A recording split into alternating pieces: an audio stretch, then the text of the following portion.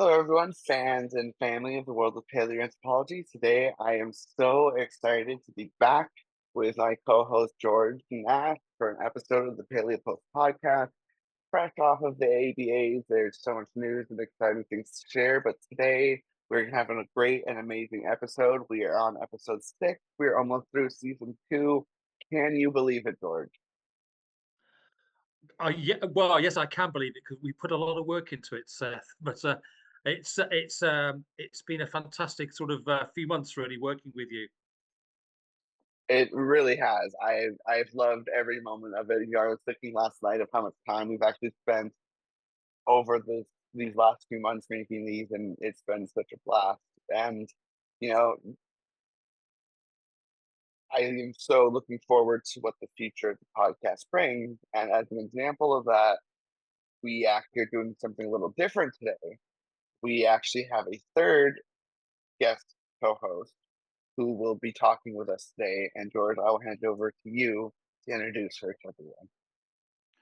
Yeah, it gives me great pleasure to introduce a very good friend of mine. We've worked very closely together for many, many years.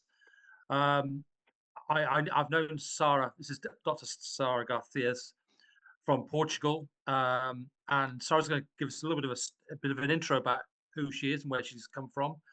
But I've known Sara since around about 2008. Is that Sara? Correct? Yeah, yes. Yeah. And strangely enough, it was all about rock art.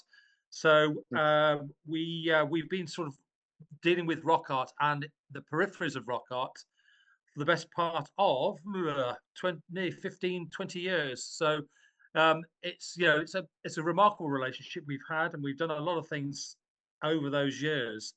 And really, in many respects, I thought life was going to get quieter for me about 3 or 4 years ago, but no, Sarah's keeping me on my toes all the time.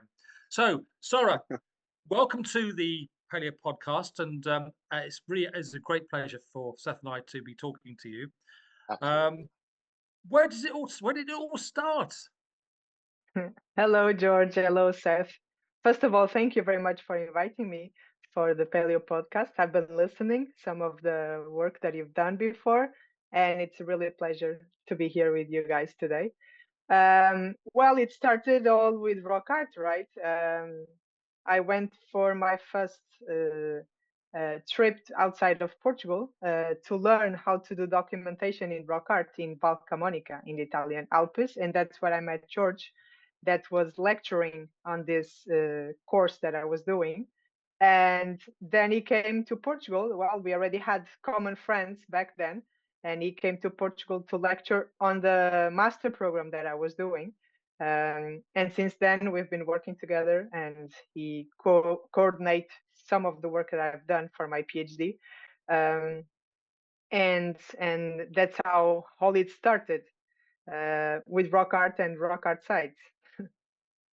Yes, but I know you started with engraved schematic, Neolithic, Epipaleolithic, and now you're doing something completely different. So tell us about first of all, tell us about your PhD, because that's really exciting. Well, yeah, I did my first degree in archaeology, and then I didn't know very well what to do. All I knew was that I wanted to do rock art. So I went to the only program that was running in Portugal that was offering rock art studies in the master degree, that was in Tomar. Um, and I started actually the PhD theme started on the master. We are based in a very small village called Mação that has a very long story about having engravings and paintings in the territory. And when I was doing the master, for the first time, there was the opportunity for us to have a project that was going to start studying this gigantic rock art complex that is based there nearby the Mação village, but where most of the rock art, and we are talking about thousands of engravings from the Neolithic, from the Chalcolithic, and from the Mesolithic, are today underwater. But there was a possibility to study those engravings still, because the people that studied that site before the dam put everything underwater. They have done it in a very specific way. They did casts of the surface of the rocks, molds, and all that collection of molds, they had more than 1,500, was standing there without a deep study back then.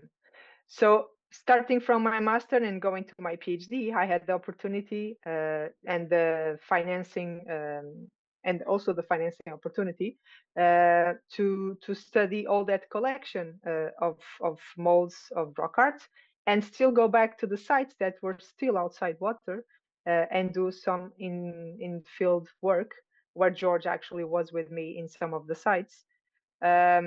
So this is today one of probably the biggest catalog of rock art that is documented now in Iberian Peninsula. We have 7,000 engravings so far documented. We know that more than 90% of this rock art is underwater, but one of these small sites that still has rock art outside water, which is the Ocreza River, me, George, and some colleagues, we have a scientific project right now for that specific valley. It's 4 kilometers of territory. Wow. And guess what? We are finding more rock art even today. We are finding old rock art, Paleolithic art, engraved in excavation context. So it's like that 50 years after the discovery of the Tagus Rock Art Valley, we are still finding great things. And we are, for the first time, excavating the valley and finding rock art in the excavation. So it's actually quite exciting to be in a territory that has a long history of research and still finding exciting things. That's incredible, the work that the two of you are doing. Hearing, I know George is going to say something in a moment, and I'm sorry I interrupted, but just listening to, because I hear George's point of view about things and his side of stories, and that's amazing. And I hear someone else who, was there as well, and it paints just a broader picture, and I'm loving hearing this. So please continue, George. I was just going to add for the listeners, because I think Sara talks about the Tejo River. It's really is a very large river which has been sort of over the 20th century and is still a dammed river. So the water levels have come up about 5 or 6 meters. Sara, is that correct? Yeah, or even more, or maybe more. Yes. Yeah. And it puts a big area, around 40 kilometers of area with rock art. It's underwater today. So it's quite a big area that was impacted by actually 2 dams, not only Fratel but also Cedillo.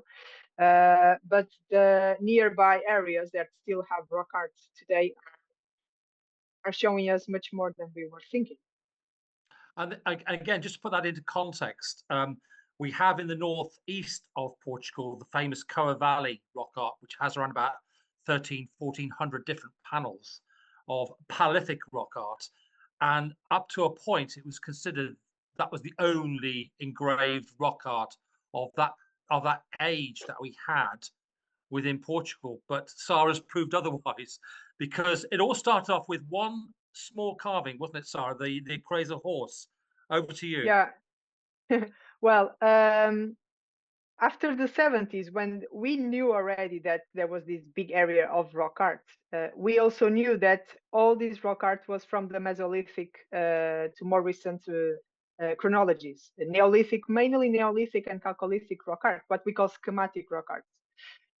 In the year 2000, there was a highway that was being built that was going to cross this area. And with some prospections that are compulsory with these big construction sites, a small Paleolithic horse was found in this Ocreza River, one of the river streams that was flooding into Tejo. They found this small horse with typically Paleolithic rock art. So it raised a flag like, okay, what is this? This rock art is really old. Nobody was expecting it, but for many years it was the only one that was found. So more rock art was found after that, but from the Neolithic, from the Chalcolithic, more schematic rock arts. The only Paleolithic engraving in this all center of Portugal was this small horse. Then in 2004, if I'm not mistaken, more Paleolithic art was found in a little bit north in another river, Desert River, a couple of rocks also with horses and goats, also with Paleolithic style, but not in Tagos. And for a long time, people thought that's it. There's a small niche with rock art of Paleolithic chronology in the center of Portugal, but the big area that was already known was the Coa Valley, that we know that has thousands of engravings of Paleolithic chronology. Well, in 2021, we started a scientific project just for Ocreza River. We wanted to recheck all the engravings that were found before. We are trying to put all that territory classified as municipal interest. It's like a protection classification for the area. We were finding more schematic rock art, so we started a scientific project that would include for the first time excavations. And in the first excavation, 2 days after we start excavating, literally a square with 4 meters by 4 meters, that's it. We found a panel with Paleolithic rock art. And that was huge because it was like, okay, Paleolithic rock art is here.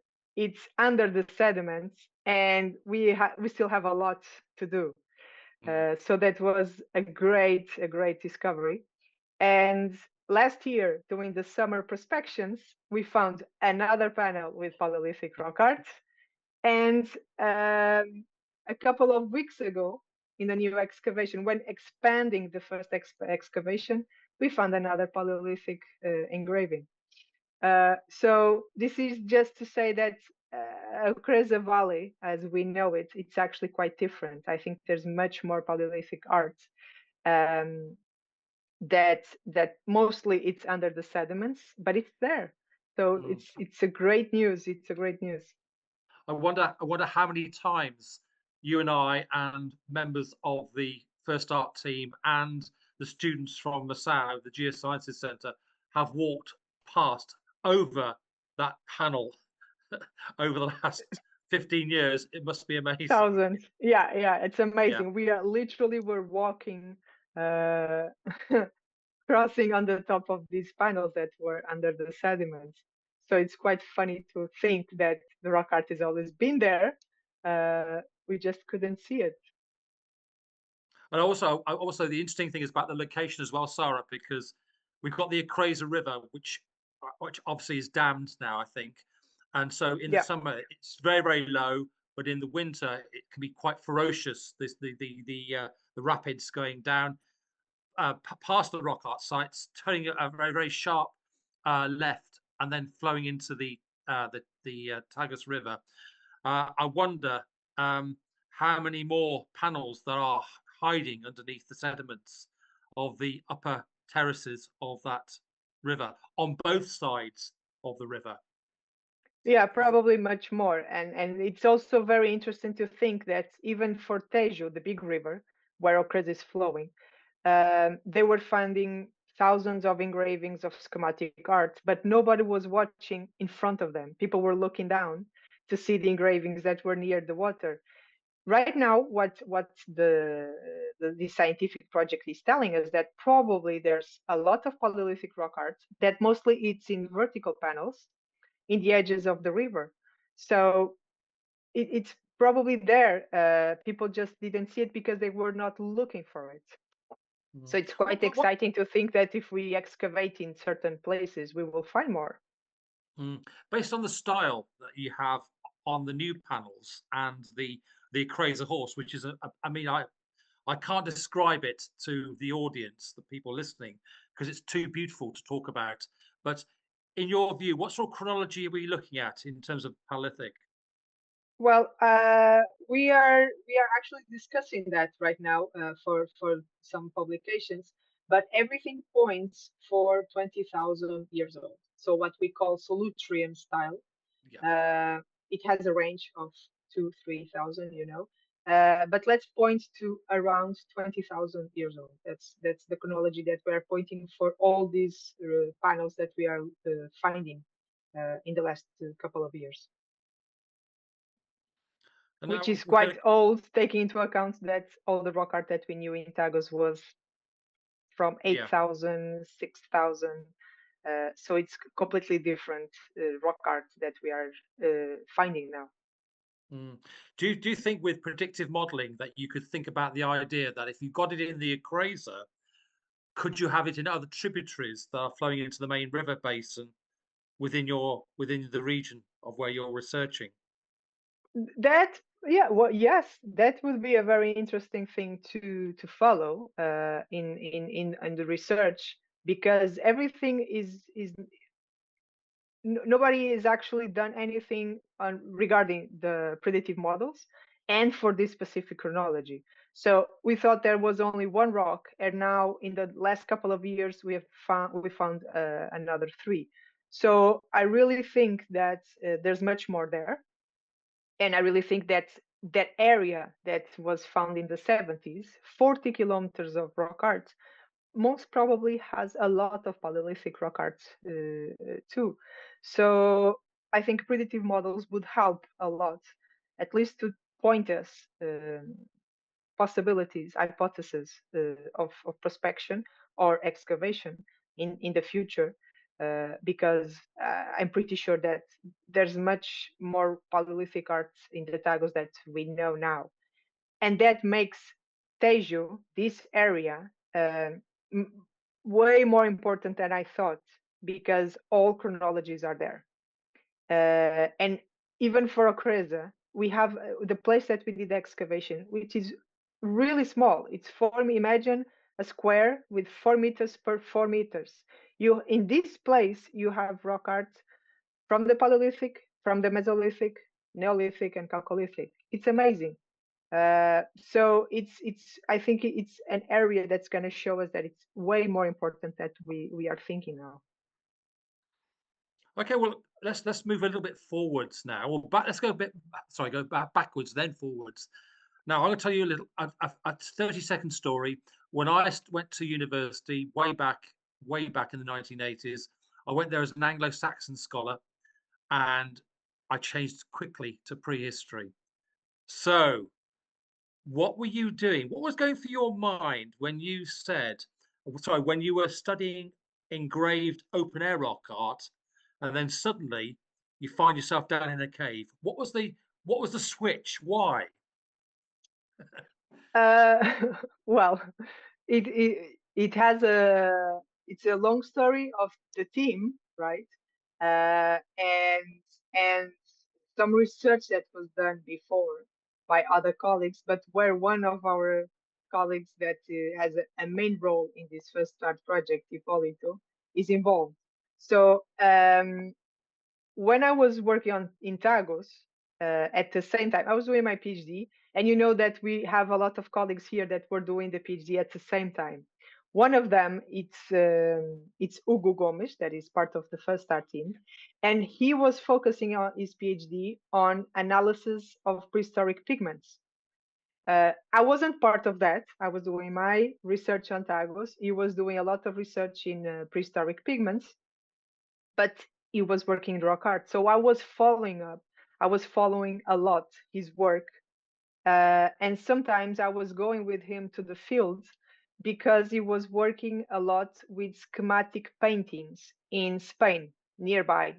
We are really near Spain, and we have a big area where our colleague Hipólito Collado, that was my coordinator, my PhD supervisor. So Hugo was working with him especially in painted shelters. But I was not involved directly on this research. I was just going with him to the field because it was rock art. So we were field mates basically, and I was helping him in the field, but he was doing his own research. Um, and obviously it is very interesting for me as well, pigment analysis, even if my focus was more on engravings. And then we all finished our PhDs, and regarding the financing opportunities that we were having, he's part of the work uh, stand by a little bit because there was no financing for archaeometry of pigments. But I stayed here and I carry on the research on tagus and other engraved sites. And because we didn't want this research line to be over the pigments, uh, we carry on. Well, I uh, the team of the archaeometry of pigments added me, so we could carry on the research, carry on taking samples from schematic painted sites, and somehow keep the research line moving on with the coordinator of that research line that was Pierluigi Rossina, our main coordinator for the archaeometry of pigments. So meanwhile, we actually managed to get some more financing for archaeometry of pigments. We have PhD students right now, the team quite enlarged. But while we were working on pigments in schematic art, came out the paper that actually started debate about the Neanderthal rock art. And one of the main caves that actually there was the big debate, the oldest date that came out was Maltravieso cave, whose one of the scientific responsibles is our colleague Hipólito Collado, that was working with us already in the pigments analysis research line. So he managed to start a project. He asked for financing to the European Union for us to study the Maltravieso cave along with Scoral Cave, the only cave in Portugal that has Paleolithic paintings as well. So we thought that because there was a big debate on the Maltravieso dating, actually Maltravieso needed documentation, needed more research applying the new technologies, needed to confirm or not the dates that were published back then. So we started this project with two caves, the Maltravieso and the Scoral Cave, that is nearby, but in Portuguese territory. Funny fact is that we started working on these two caves. George, was part of the team. It is part of the team. This project was named First Art, and actually, then there was a big interesting from other colleagues for us to apply the methodology, the protocol that we were working on the First Art project to other caves.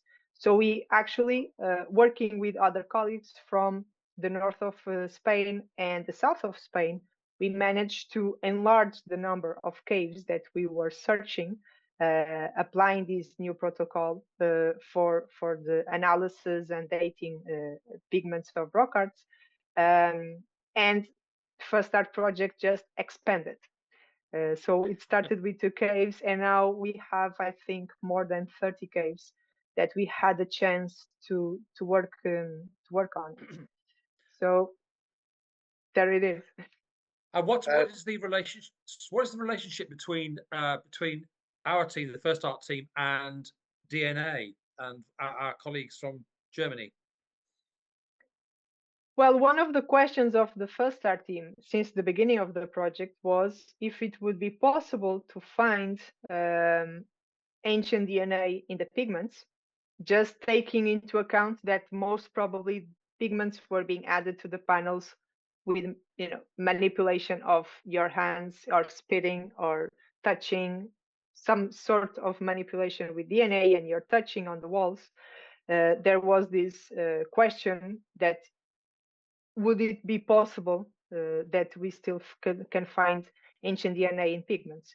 We know by literature that there was DNA was found in sediments and many other materials, and the last ones they even included a necklace that they actually could find ancient DNA on it. So one of the last questions, or the big question for DNA, is it possible to find it in pigments? With this question in mind, we said, well, if we don't search we won't find.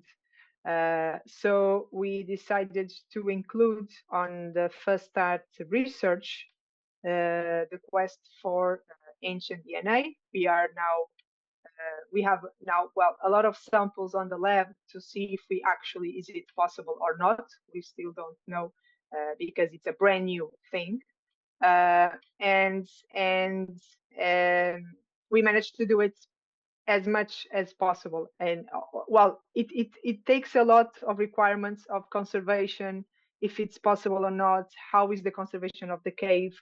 Where is the pigments? Are they safe from people right now or not? Contamination issues, it's a big thing.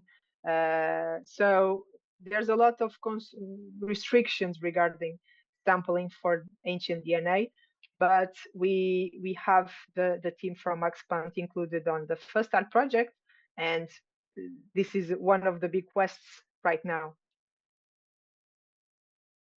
That is incredible, honestly. Like the goal, so the goal of just trying to understand, where art first came from, and that goal, that quest, is truly something that I think a lot of people really are fascinated with, because it just shows when we first started to really have a different level of cognition, I think, than we had before.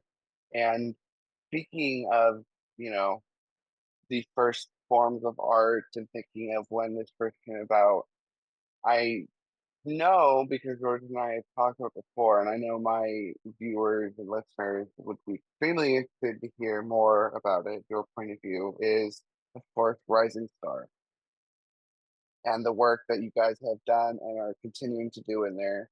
And I'd love to bring it up, and we can just have a little chat about it and get some opinions going and just see what you think. And George has told me a few things, and I've heard a few things from a few different people, and it would just be great to get another point of view on it. Like, Okay. yeah, what do you think? I guess what's your basic thought process on, is there really any merit to it? I guess is what I'm asking.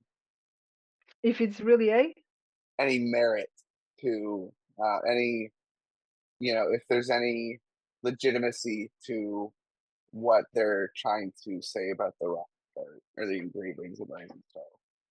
Well, I think right now, I'll be honest, we started working in Rising Star, but we haven't done a deep study on everything yet. It's a process. There's many things that has to be considered, and I don't have much to say right now. I think the site is amazing. I think there are many possibilities that we can work on Rising Star regarding possibly anthropic marks or not. Right now, for the first star team, we did the first assessment of the cave. We wanted to understand. Actually, that was our first trip. We understood the cave, all the studies that are happening there right now, how the studies are being done, what are the main debates right now regarding the cave. We managed to check around the cave a little bit for even to understand the shape of the cave, where would people be going inside, how they would be moving outside, checking for different possibilities. And I think in the future, for a deep study regarding possible anthropic marks on the cave, it's still to be done. So right now, I think Rising Star it's one of the biggest sites that the first star team is working on, but we can't say much yet because there is still much to do. Honestly, we did the first assessment of the site, but right now we are actually planning the next moves. Right. That One thing, is. Oh, go ahead, George. Go ahead. No, I was going to say the one thing I think we've all learned from Rising Star is it's a tight squeeze, Yeah, especially for me. yeah, Would you Yeah, say Rising Star was the most challenging cave you guys have been in? yes. yeah, one of them. Yeah, I would say so. For me personally, yes. And in fact, I will speak on behalf of Sara and say we were having nightmares a year before we actually got there. We were there in October last year, and I know for me personally, when it was mentioned, when the word Rising Star was whispered into my ear, I I then went on to YouTube, which I probably shouldn't have done, and I saw very very thin people squeezing through very very thin cavities within the cave, and that was enough to think, I could get stuck there. And in fact, Sarah's more braver than me because she went into one or two of the chambers that I said no. I probably Yeah. would do it now because my personal test was the second entrance that we had to go through, Sarah, which is where you stand up and I had to squeeze my fat body through a number of stones, which were getting narrower and narrower and narrower. But I did it, and that gave me a lot more confidence. Yeah. But you're a natural, aren't you, Sarah? I think you probably because you've got the figure as well to get into tight squeezes that I can't. Yeah, I don't know if I'm a natural. I'm also getting courage. Sometimes I need to get courage when I'm already there. No, yeah, Rising Star is an amazing site, but it's quite challenged as a cave. It's very technical cave. What normally the experts in caving. I'm not one. I wish I one day I will be because I really like these kind of contexts. But it's a very technical cave for us today. But that's, I think, the challenge is there to understand the cave from today until the past, how it was in the past, how it was being accessed in the past, because that probably will also influence our understanding and interpretation of what's inside. But I think most of it that this is what we actually can say right now, George, because it's a going on project, and I think it's a promising project. I think it could give us quite interesting answers in the future. But right now, this is where we are standing right now. We will go back and do more research. And there's probably one if we walk away now from Rising Star and move to my beautiful native Wales. Um, Sarah and I have been involved in a project in Baconhole in South Wales, and Sarah was with me 3 weeks ago, Yeah, two and weeks ago, yeah, not much. yeah, Yeah. yeah.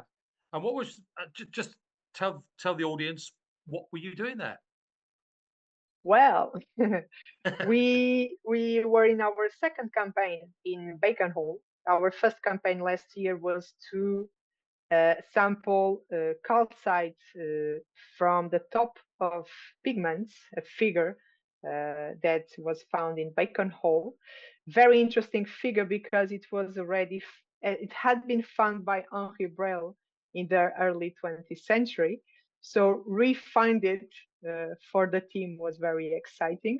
And it was supposed to be lost where the art of this cave was, but refind it was very exciting. And more exciting was to know that there would be a possibility for a uranium thorium datation because it had calcite drops on the top of the pigments. And today technology allows us to try to get a chronology on where that calcite drop was put on the top of that pigment. So the first campaign we did it last year. My colleagues went there. I wasn't in that first campaign, but the second campaign normally we try to remake some places when we want to be sure of certain results or to make sure that what we are doing is correct or just adds a little bit more information to what we already have. So this second campaign, we resample the site because we are also working with more than one laboratory to actually be sure that the information that we are having is reliable. And this is what we want to do: visit the site, make the documentation of the panel, so digital photography and photogrammetry and 3D of the panel, take a little bit more samples from the calcite layers on the top of pigments, and I know that George took advantage of us being there and also to discuss protection measures that are happening right now, so that part of the cave will be protected from vandalism and unrequested visitations that could actually damage this panel. So it was 3 or 4 jobs in one in one field work only. Yeah, yeah. And we've Briefly, just about, sorry, just Seth. real quick, real quick, briefly, talking about conservation and everything. Is there any updates, George, on the Vingan rock art? I've heard nothing at all, Seth. I've been pursuing it with the Bradshaw Foundation, and there have been some really good sort of comments and also quite long discussions on Vingan. I mean, I'm just wondering. I don't know if you know about this, Sara, but there's been a big what we call in the UK a hoo-ha, a bit of an issue with some exposed open air rock art in Western Norway in Vingan, a site called Vingan, which is one of the top 2 or 3 sites in the country. And there's a threat of a massive quarry Yeah. being allowed to work next door to this Vingan site. And what worries me, what worries everybody, I think, is that first of all, it's a very take the archaeology away, take the rock art away. It's a very beautiful fjord, and what I wouldn't want to see is the destruction of a quarry, because the question you have to ask is, after 25 years or 50 years of quarrying, how are they going to put it back to how it was? And the answer is they can't. So there's been a big worry there about how that's going to be sort of resolved. I'm hoping that the Norwegian government will step in and say, okay, we've seen the pros and cons, or the fors and against for a quarry, and we're going to do what Portugal did with Coa and say, no, we will protect this pristine, unique landscape. And in fact, when I was doing my research up in Norway, it was interesting because it was one of the few sites. I mean, all the sites I visited, I did about 30, 35 sites in Norway.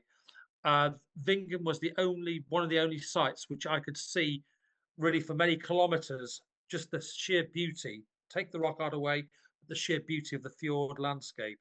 And I say, once it's gone, it's gone. And you've only got to look at some of the disasters that we've seen in Australia, in South Africa, um, in the UK, across Europe, and I just think we've got to say no, personally. Yeah, I agree. Absolutely.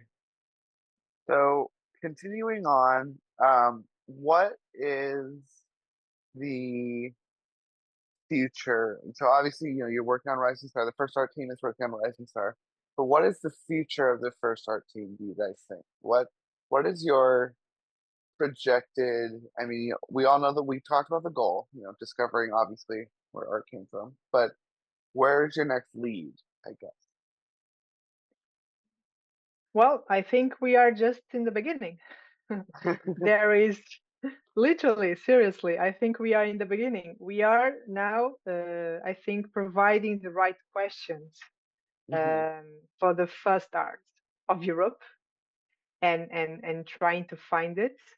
We are also trying to apply the best protocols that we have ever worked with. And I think that we will have soon all the possibilities to expand to the world. We are already having some opportunities, really funny opportunities, to go with the first art team to different countries outside Europe, And I think it could be it's a methodology of work that, in my view, it's correct. Um, it enhances the conservation of the sites, and all the questions that we are doing now for Europe, we can actually do it for so many other places. What is the first art of the world? Who did it? Why? How? I know that we will have different answers for different parts of the world, but having this idea of what actually brings together mankind, uh, and art can be one of it, one of the answers, in so many different answers in the old world. I think that's the most amazing prospect for the first art team. So I think in the future we will continue with this project, trying to apply it in as many different contexts in the world as we can. Um, Also checking for the research that is being done in all over the world right now. But for the first art, where it began, and who did it and why, I think that's the main question. Why? I think that we still have a lot of work to do in the future, right, George? Yeah, well, like I said earlier on, I was prepared to sort of bow out of the archaeological world about 3 years ago, but the opposite has happened. And Sara and I, we've been to Israel. I've been in UAE, and we are going back to UAE at some point. Going to Jordan. We've been working in South Africa. We've been working in Spain, Portugal, the UK. We're actually now working in England now as well as Wales. So, and I'm sure there are other places. I know you've got a wish list of sites that you want to go and look at, Sara, and so does Yeah, Polly. we are going to have a good, very interesting collaboration with some sites in Colombia, and we're also going to Turkey in the near future with also for collaboration. So yeah, it's well, it's a wish list, of course, but mainly it's the results that we can actually have in different parts of the world that will be the most fun to do. And I also think in the future, this is my wish list, but I'm hoping that Lee Berger will tell us to get out of Rising Star and go and look for other sites within the vicinity, because when we were there last October, walking through that remarkable landscape, his hypothesis of where trees are, there are probably entrances to caves. There are awful lot of trees, sort of clusters within the landscape that we're looking at, and there's a lot of tantalizing potential for looking for not just for Naledi evidence, but also early modern humans, us, because 300,000 years ago, 200,000 years ago, 100,000 years ago, we were roaming this landscape or that landscape. So I'm sure that we can. I hope that we get the opportunity to explore that part of South Africa in a bit more detail, looking at other sites, which we did do. We briefly visited a number of cave sites which do show potential. Yeah, I think it's an area that will show potential, a lot of potential in the future. Um, so I think that a lot, especially because of what technology allows us today to do today in regards of rock art. Everything, I think we are restarting again.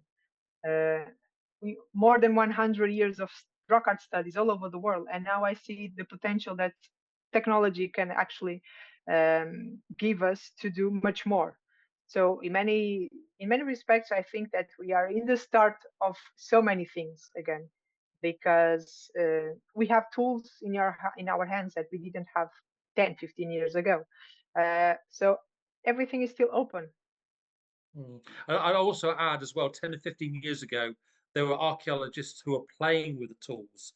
They weren't actually properly allocating those tools to create good scientific rigor.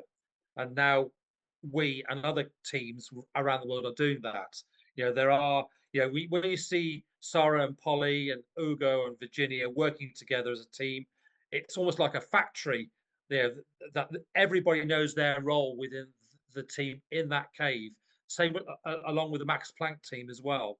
And this is where you're going to be getting good scientific rigor, no contamination or very little contamination where possible, and we're getting the results. So in many respects, as Sara says, we're really at the forefront of modern, good scientific rigor research, working with rock art, working with pigments, working with rocks in caves, and between us all, we all have our different skills to add to the project, and from that, the results are becoming very fruitful indeed. Yeah, I think it's the most important is that we start actually looking at rock art as a scientific discipline and working on it as it is. So if we look at archaeology, it's science, and we apply so many different methodologies to an archaeological site. Rock art has to also be seen in that way. So constructing protocols and methodologies and applying them in a good way, because everything has to do with conservation of the site in the end. So I think that's the main thing: create the rock art discipline and how it should be worked properly, and in the way that in many years from now we can actually still enjoy these rock art sites. Yeah, it's a question on conservation, Sara. I wanted to ask this question. But what's your view about the idea of photography that's a non-contact way of recording to recording, say, with tracings? I mean, do you think tracings now are a thing of the past? Do you think we can get out? Do you think we can get our information that we want, both visually and in terms of academic rigor, through just good photogrammetry, photogrammetric techniques? Well, I'm my honest opinion, and because of my experience so far, I will tell you that technology is great, but depending on the circumstances, depending on what you're working with, it doesn't solve all your problems. I've had experiences, for example, in Brazil, where I had all technology that I could use in my hands, but yet I had to use plastics in the engravings because there were so many restrictions regarding the sunlight, time, money, so many other things that obviously, if I even the size of the site, in that case, the size of the site was a problem. It was very big. Technology, it's a great tool that helps us a lot, but documenting rock art, there are some rules that we have to follow, especially for paintings. Don't touch the paintings no matter what.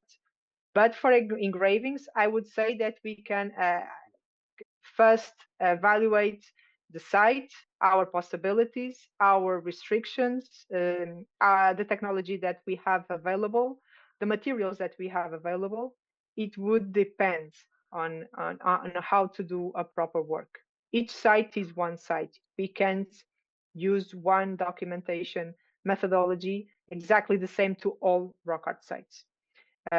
So for my experience, and normally what I try to teach to students is that for paintings, yes, there are rules of conservation, of not touching, not putting anything on the panel.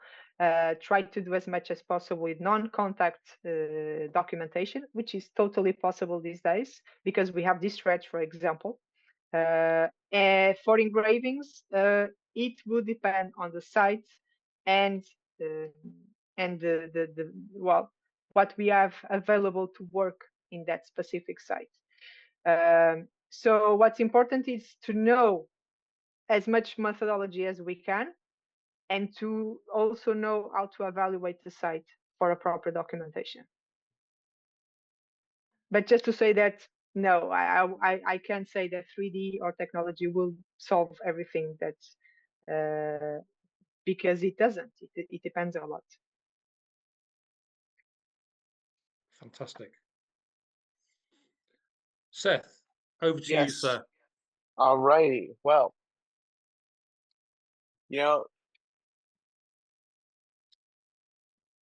where do you guys? So you guys have these leads, right? And you have places that you are looking at in terms of like Jordan, South Africa, Europe. Based on what you know now, which of course is limited, where do you actually think, if you could put a finger on a map, first art came from? Big question. I There's a big silence actually, in the room. yeah. Well, Like it Go on, sorry, obviously you go doesn't have to first. be correct, but what do I you just think I think in the end, I don't know. This is just speculation. I would say that it came from at the same time from different places. I think that's a good answer. If I had to bet, I would say that we will have a connection in the world of things showing up at the same time from different places, because we already see that with other archaeological materials. So why not with Exactly. symbolism and creativity? I wouldn't point one side. I I don't know, think George. that What do you is, think? yeah, what does George think? I'm going to throw a spanner in the works and just say that I wonder if Neanderthals were influencing modern humans rather than the other way around. Uh, Ooh. yeah. So I mean, I'm just going by the date. I mean, there's obviously contact between Neanderthals and us modern humans at some point over a prescribed period of time. Let's pick something out of the hat. Say 45,000 years ago, maybe 50,000 years ago. But I'm more and more suspicious now about what's going on. I'm more confused now than what's going on because of, I suppose, Alistair Pike and his work at El Castillo. When he started to say, well, we've got a disc here which dates to, I think, around about 39, 40,000. Correct me if I'm wrong, Sara. And that could be Neanderthal. And everybody goes up in arms and say, "Oh, don't be stupid! It's got to be, early modern humans doing this." Um, but I mean, Alistair's got a point with chronology. However, as we all know, we pick up any sort of academic journal these days, and there's always somebody pushing back those dates much further back of that modern human expansion into various parts of the world. Who would have guessed about 10 years ago that we would have in Indonesia, in Sulawesi and Borneo, uh, rock art which dates to 44 or thereabouts thousand years ago. But it's there. And it's vibrant, beautiful, figurative rock art with artistic endeavor, no sort of graffiti, no sort of doodling or quick sketching. This has taken some time to work it out. And then we've got Hippolyto's magical handprints on those panels as well.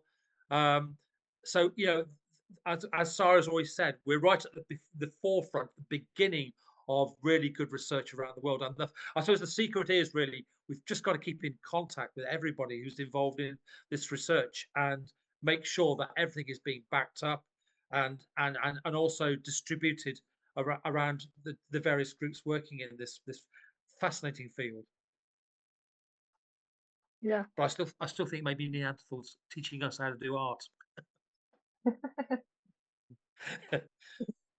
So then if we're going at just playing a what's it called like just an experiment in your head, whatever that's called. If that's the case, George, are you suggesting then that art found in Africa and Jordan, etc., are from people migrating back if they learned from Neanderthals, or how did art happen in Africa? I think the actual idea of people movement across the globe is very, very complex. So Right, I would of course. so again before I went to UAE in 2021, 2022, sorry, I would have thought that the progression of people moving into Europe was pretty straightforward, and it is. However, I would never have used the term cul-de-sac. So basically, it's a place where they can't go any further. Once they're there. And who's not to say that? And again, the DNA. There's some very interesting DNA results coming out of the Middle East at the moment, whereby there is evidence of modern humans coming back out of Europe. Right. Can't think why. Coming out of Europe and going back into the Arabian Peninsula, and maybe going back into Africa. I don't know, but they are certainly then moving eastwards across Asia. So yeah, there are complex migration routes, and also dead ends, and those dead ends will take people back to where they came from. I mean, again, one thing we haven't worked out, any of us really, anywhere in the world, is why are people still moving? Yeah, what is the impetus for me to be in Africa with one generation, and for my successors to be moving then into the Arabian Peninsula, and then on to Asia, and then into the Americas, maybe. What is going on there? Why are we always on the move? So again, it's just so it doesn't become a paleo art thing or a paleoanthropology thing. It becomes an anthropological thing. Why do people want to move? Right.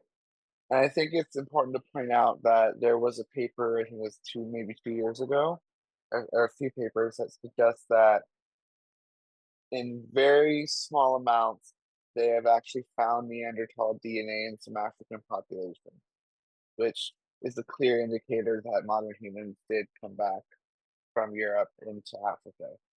Because we know Neanderthals weren't in Africa. There's no evidence of that. So the only thing that we really can figure out is we came back. So human dispersals, as a lot of people would rather call them than migration, is extraordinarily complicated. And I think we'll see art, as Sara was saying, in a lot of multiple places at the same time, because we see modern humans evolving in that way.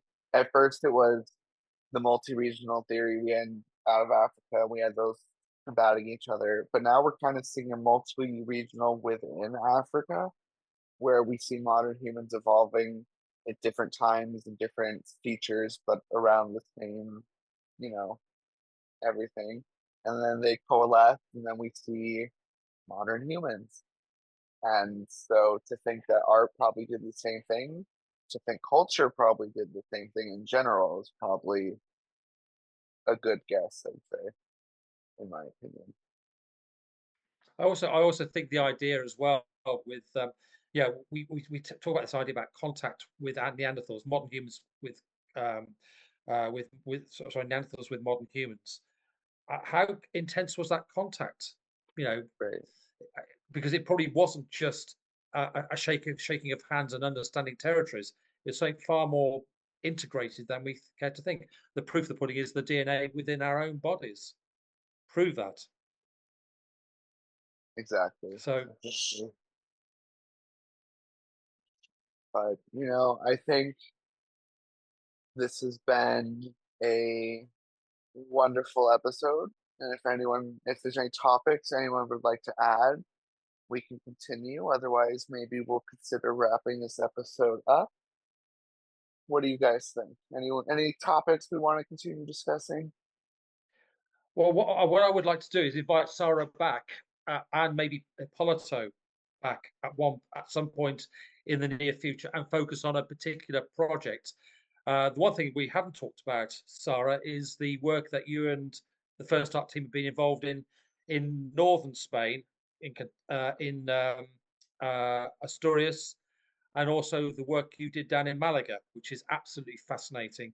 And I suppose the frustrating thing in many respects is some of the material that we have in terms of photography of seeing these guys at work.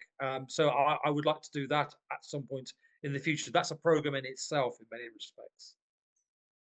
That sounds good to me. Would you come back? Would you come back to us, Sara? Sure. Well, First Art is a very complex project, as you know. There's so many different places, different areas in the Iberian Peninsula, We managed to involve the only cave with Paleolithic art in Portugal, which I think it's amazing because it's a great cave and it's not that well known. Normally people don't even know that there is a cave with Paleolithic art in Portugal. So we did a great job on documentation on Squirrel, on the Portuguese one, and in Maltravieso. But we have so many other caves in Cantabria, Asturias, and in Malaga that we are not working documentation, but only in the pigment and dating of pigment analysis. So yeah, there's so much to discuss yet. So thank you for a second invitation for this podcast. All right, guys, you heard it here. We're going to be having another very exciting episode with a second guest co-host. We will have 4 people on, and that is just going to be extremely exciting. And we will have to make sure that is ready to go for you guys, and we will let you know when that's coming. We will see you guys next time. We hope you enjoyed this episode. Please like, share, and subscribe because we are just trying to spread science communication, the story of human origins, and the best way that we can achieve that is by you guys helping us spread the word. So this is Seth signing off. It was great to have you guys on. Thank you so much. And we will see you next time. Bye. Bye.